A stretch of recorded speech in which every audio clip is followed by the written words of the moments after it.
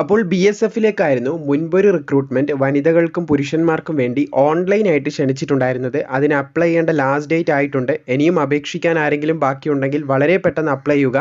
ഏകദേശം ഏപ്രിൽ മാസം 15-ാം തീയതിയാണ് അപ്ലൈ ചെയ്യേണ്ട ലാസ്റ്റ് ഡേറ്റ് എന്ന് പറയുന്നത്.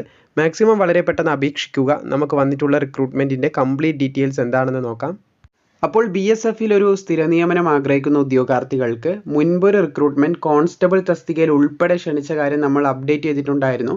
നിങ്ങൾക്ക് ഇവിടെ കാണാൻ സാധിക്കുന്നതാണ് എയർ വിങ്ങിലേക്കും അതുപോലെ തന്നെ കോൺസ്റ്റബിൾ തസ്തികയിലേക്കും വേക്കൻസി 2024ലേക്കുള്ള വേക്കൻസി BSF മുൻപ് വിളിച്ചിട്ടുണ്ടായിരുന്നു. വനിതകൾക്കും പുരുഷന്മാർക്കും ഇതിനെ അപ്ലൈ ചെയ്യാൻ സാധിക്കുമായിരുന്നു. സോ അതിൻ്റെ ഡീറ്റെയിൽസ് ആണ് ഇതിൽ നമ്മൾ നോക്കാൻ പോകുന്നത്. ഓൺലൈനായിട്ടാണ് നിങ്ങൾ അപ്ലൈ ചെയ്യേണ്ടത്. ഇവിടെ നിങ്ങൾക്ക് വന്നിട്ടുള്ള പോസ്റ്റും അതിൻ്റെ ഡീറ്റെയിൽസ് ഒക്കെ കാണാൻ സാധിക്കുന്നതാണ്. ആദ്യം തന്നെ സെക്ഷൻ നിങ്ങൾക്ക് ഇവിടെ കാണാൻ സാധിക്കും. അസിസ്റ്റന്റ് എയർക്രാഫ്റ്റ് മെക്കാനിക് തസ്തികയിലേക്ക് റോട്ടറി വിങ്ങും അതുപോലെ ഫിക്സഡ് വിങ്ങും വന്നിട്ടുണ്ട്. ആ ഒരു റോട്ടറി വിങ്ങിൽ മെക്കാനിക്കൽ വന്നിട്ടുണ്ട്. മെക്കാനിക്കൽ എയർക്രാഫ്റ്റ് എഞ്ചിനീയറും അതുപോലെ തന്നെ എവിയോണിക്സും വന്നത് ഇവിടെ കാണാൻ സാധിക്കും. വേക്കൻസി ഡീറ്റെയിൽസ് ഇവിടെ നിങ്ങൾക്ക് റിപ്പോർട്ട് ചെയ്ത് കാണാൻ സാധിക്കും. ഏതൊക്കെ കാറ്റഗറിയിലേക്ക് വേക്കൻസി വന്നിട്ടുണ്ട്, ടോട്ടൽ വേക്കൻസി എത്രയാണ് അത് കാണാൻ സാധിക്കും. അതുപോലെ തന്നെ ഫിക്സഡ് വിങ്ങിലേക്കും മെക്കാനിക്കൽ അതുപോലെ എവിയോണിക്സ് വന്നത് കാണാൻ സാധിക്കുന്നതാണ്.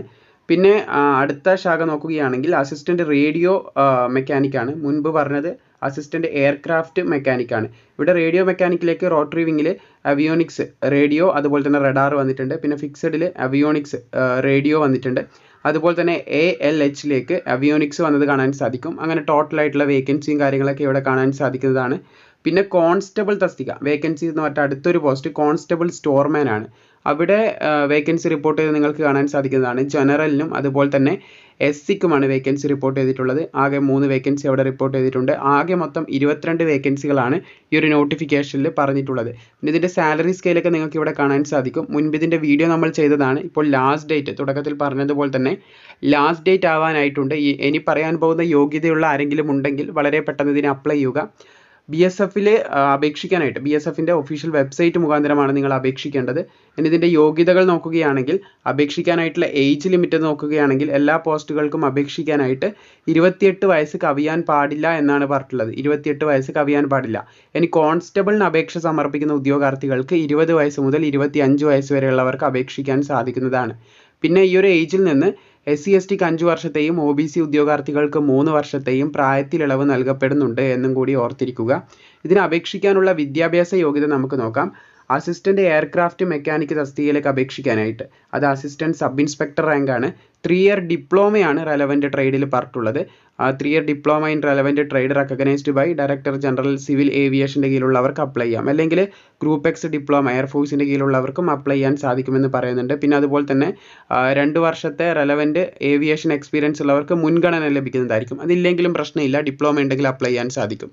അതുപോലെ തന്നെ അസിസ്റ്റന്റ് റേഡിയോ മെക്കാനിക് തസ്തികയിലേക്ക് അതിന് അപേക്ഷിക്കാനായിട്ട് 3 year diploma in recognised by the director general civil aviation in telecommunication അല്ലെങ്കിൽ ഇലക്ട്രോണിക് എഞ്ചിനീയറിംഗിലുള്ളവർക്ക് അപ്ലൈ ചെയ്യാൻ സാധിക്കുമെന്നാണ് പറഞ്ഞിട്ടുള്ളത്. ടെലികമ്മ്യൂണിക്കേഷനിലോ അല്ലെങ്കിൽ ഇലക്ട്രോണിക് എഞ്ചിനീയറിംഗിലോ ഉണ്ടെങ്കിൽ അപ്ലൈ ചെയ്യാം. പിന്നെ എയർഫോഴ്സിൻ്റെ കീഴിൽ നിങ്ങൾക്ക് ഡിപ്ലോമ ഉണ്ടെങ്കിൽ അങ്ങനെയും അപ്ലൈ ചെയ്യാൻ സാധിക്കുന്നതാണ്. അല്ലെങ്കിൽ നോർമലി ഈ ഒരു ഡിപ്ലോമ ഉണ്ടെങ്കിൽ അപ്ലൈ ചെയ്യാം. പിന്നെ 2 ഇയർ എക്സ്പീരിയൻസ് ഒക്കെ ഉള്ളവർക്ക് മുൻഗണന ലഭിക്കുമെന്നുള്ള കാര്യമൊക്കെ ഇവിടെ പറയുന്നുണ്ട്. പിന്നെ കോൺസ്റ്റബിൾ സ്റ്റോർമാൻ തസ്തികയാണ്. അതിന് അപ്ലൈ ചെയ്യാനായിട്ട് 10ാം ക്ലാസ് ഉണ്ടായിരിക്കണം എന്നാണ് പറയുന്നത്. സയൻസ് എന്ന് പറയുന്നുണ്ട്. 10ാം ക്ലാസ്സിൽ സയൻസ് എല്ലാവർക്കും ഉണ്ടാവും. 10ാം ക്ലാസ് ഉണ്ടായിരിക്കണം. അതുപോലെ തന്നെ must have 2 year working experience in store or warehousing of any government or public sector undertaking or അപ്പോൾ നിങ്ങൾക്ക് ഒരു സ്റ്റോറിൽ നിന്നിട്ടുള്ള എക്സ്പീരിയൻസ് അത് നിർബന്ധമായിട്ട് ചോദിക്കുന്നുണ്ട്. 2 വർഷത്തെ എക്സ്പീരിയൻസ് ആണ് ഇവിടെ ചോദിക്കുന്നത്.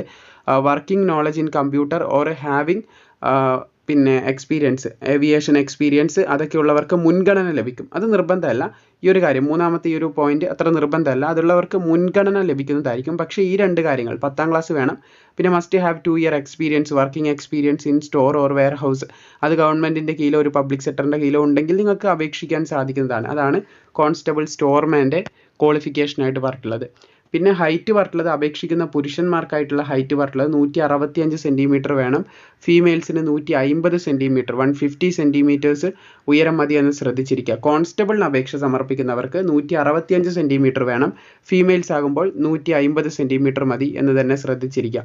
ഇവിടെ ചെസ്റ്റ് പറയുന്നുണ്ട് ചെസ്റ്റ് 76 സെൻറ്റിമീറ്റർ പുരുഷന്മാർക്ക് വേണം, 80 സെൻറ്റിമീറ്റർ ആക്കി എക്സ്പാൻഡ് ചെയ്യാൻ സാധിക്കണം. കോൺസ്റ്റബിളിലേക്ക് നോക്കുകയാണെങ്കിൽ 80 സെൻറ്റിമീറ്റർ വേണം, അത് 85 ആക്കാൻ സാധിച്ചിരിക്കണം എക്സ്പാൻഡ് ചെയ്യുമ്പോൾ എന്ന് പറഞ്ഞിട്ടുണ്ട്. ഇനി ഇതിൻ്റെ ബാക്കിയുള്ള ഡീറ്റെയിൽസ് ആയിട്ട് പറയാനുള്ളത്, നിങ്ങൾക്ക് ഇതിൻ്റെ സിലബസും ബാക്കിയുള്ള കാര്യങ്ങളൊക്കെ ഈ ഒരു നോട്ടിഫിക്കേഷൻ താഴെ കൊടുത്തിട്ടുണ്ട്. അതിലൂടെ നിങ്ങൾക്ക് റീഡ് ചെയ്ത് മനസ്സിലാക്കാം. ഇതാണ് സിലബസ് ആയിട്ട് പറയാനുള്ളത്. നിങ്ങൾക്ക് റീഡ് ചെയ്ത് നോക്കി മനസ്സിലാക്കാവുന്നതാണ്. അപേക്ഷിക്കാൻ യോഗ്യതയുള്ളവരുണ്ടെങ്കിൽ വളരെ പെട്ടെന്ന് അപേക്ഷിക്കാനുള്ള ലിങ്ക് താഴെ ഡിസ്ക്രിപ്ഷനിൽ കൊടുത്തിട്ടുണ്ട്. അതിലേക്ക് നിങ്ങൾക്ക് അപ്ലൈ ചെയ്യാൻ സാധിക്കുന്നതാണ്. ഈ ഒരു നോട്ടിഫിക്കേഷനും താഴെ കൊടുത്തിട്ടുണ്ട്. ഇനി ഇതിൻ്റെ ഫിസിക്കലിലേക്ക് കടക്കുകയാണെങ്കിൽ, ASI തസ്തികയിലേക്കുള്ള ഫിസിക്കൽ നോക്കുകയാണെങ്കിൽ ആദ്യം തന്നെ പുരുഷന്മാർക്ക് 1 മൈൽ ഓട്ടം 8 മിനിറ്റിൻ്റെ ഉള്ളിൽ പറയുന്നുണ്ട്, വനിതകൾക്ക് 12 മിനിറ്റ് ആണ്. സ്റ്റാൻഡിംഗ് ബോർഡ് ജമ്പ് ഉണ്ട്, പുരുഷന്മാർക്ക് 4 ഫീറ്റ് 6 ഇഞ്ച്, വനിതകൾക്ക് 3 ഫീറ്റ്. അതുപോലെ ക്ലിയർ ദി ഡിച്ച് പുരുഷന്മാർക്ക് 6 ഫീറ്റ്, വനിതകൾക്ക് 4 ഫീറ്റ്. പിന്നെ ജമ്പ് ആൻഡ് റീച്ച് 7 ഫീറ്റ് പുരുഷന്മാർക്ക്, 6 ഫീറ്റ് വനിതകൾക്ക്. പിന്നെ അതുപോലെ തന്നെ കോൺസ്റ്റബിൾ തസ്തികയുടെ ഫിസിക്കൽ ഇവിടെ പറയുന്നത് നിങ്ങൾക്ക് കാണാൻ സാധിക്കും. ഏകദേശം 5 കിലോമീറ്റർ ഓട്ടം പുരുഷന്മാർ ഓടി തീർത്തേണ്ടത് 24 മിനിറ്റിൽ, അതുപോലെ തന്നെ 1.6 കിലോമീറ്റർ ഓട്ടം വനിതകൾ ഓടി തീർത്തേണ്ടത് 8 മിനിറ്റ് 30 സെക്കൻഡ് കൊണ്ടാണ്. ഇതാണ് ഇതിൻ്റെ ഫിസിക്കലായിട്ട് പറയാനുള്ളത്.